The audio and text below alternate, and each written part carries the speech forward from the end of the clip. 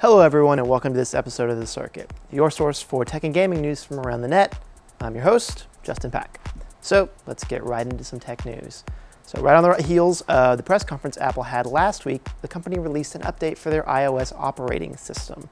This new version of iOS, iOS version 10, is the first major revamp of the operating system since iOS version 7 in 2013. Some of the new features on this iOS version include the Raise to Wake option, which uses the accelerometer in the phone to turn the screen on when you pick up the device without having to press the home button. Once you wake up the phone, the lock screen will now include widgets, which are notifications from certain applications. So things like weather, calendar appointments, and sports scores will appear on the home screen without having to unlock the phone and open the app, so could save some time. Other highlights include being able to delete default applications like the Stocks or Compass app, so now you can go get lost in the woods and have no clue how your stock portfolio is doing. You can also now have your voicemail messages transcribed into text messages because who wants to listen to voicemail? Nah. And speaking of messages, now when typing sentences into iMessage, it will suggest emojis for you to replace certain words. So for example, you say, hey, let's go watch football and get some pizza. The phone will suggest the appropriate emojis to replace those words. There are some other tweaks like an updated version of Apple Maps, maybe it'll actually be good now, and a new version of Apple Music. Also within your Photos apps, there's a new Memories option which automatically builds a slideshow for you. It's something similar to Time Hop if you've ever used that application. One new feature that will probably not be too popular with people is the removal of the swipe to unlock option on your home screen. Now, to unlock your phone via the PIN code, you have to double tap the home button.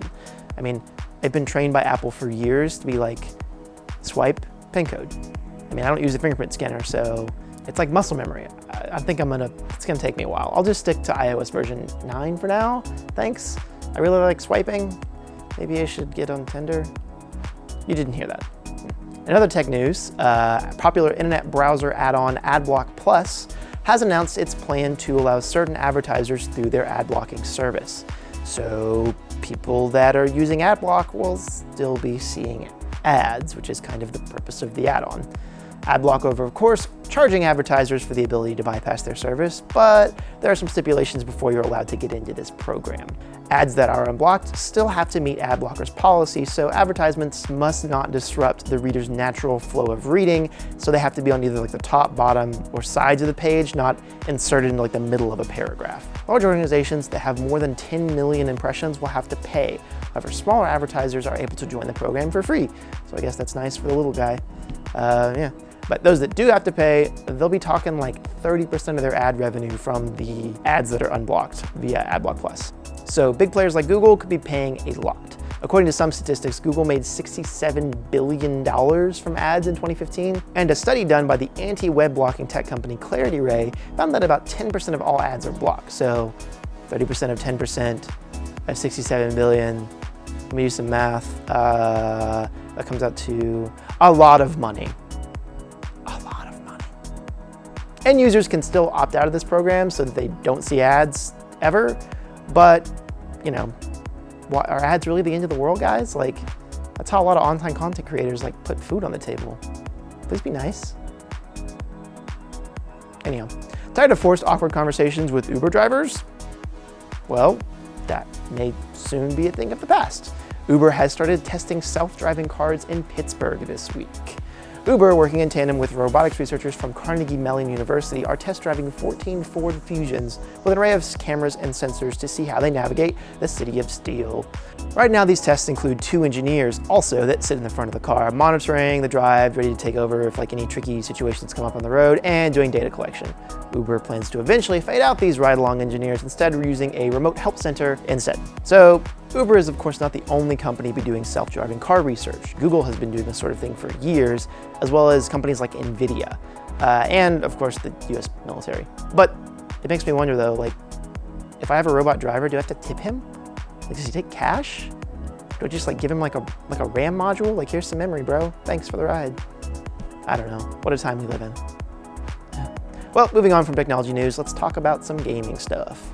The Tokyo Game Show is happening this week, and ahead of the event, Sony held another press conference because apparently Sony really likes holding press conferences. Yeah. Well, they showed off some more of the PlayStation Slim, as well as 2 new colors of the PlayStation Vita. It's unclear if these are getting released in the US, but I kind of doubt it, as limited edition hardware that gets released in Japan very rarely makes it over to the US. And well, when speaking about limited edition hardware, there was also announced of a Final Fantasy 15 limited edition PlayStation Slim. This PlayStation had a moon on it, so I guess that's cool. But once again, I kind of doubt that it'll get released here in the US.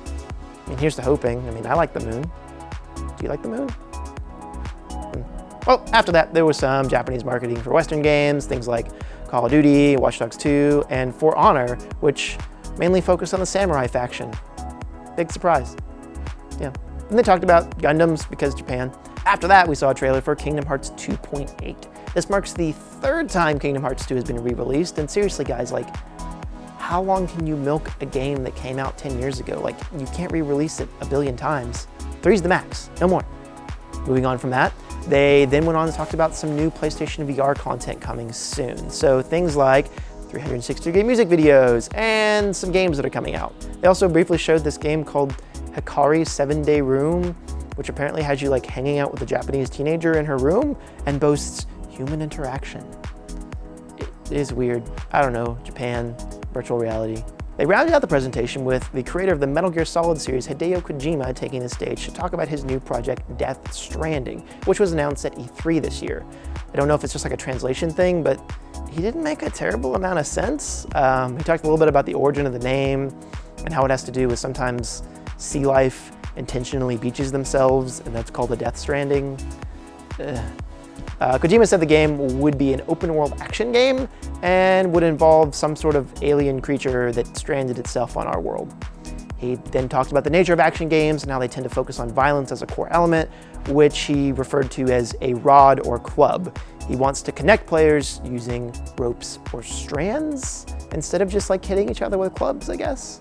I don't know if anyone fully understands what he's talking about, but it's Kojima, so we're gonna buy it anyway.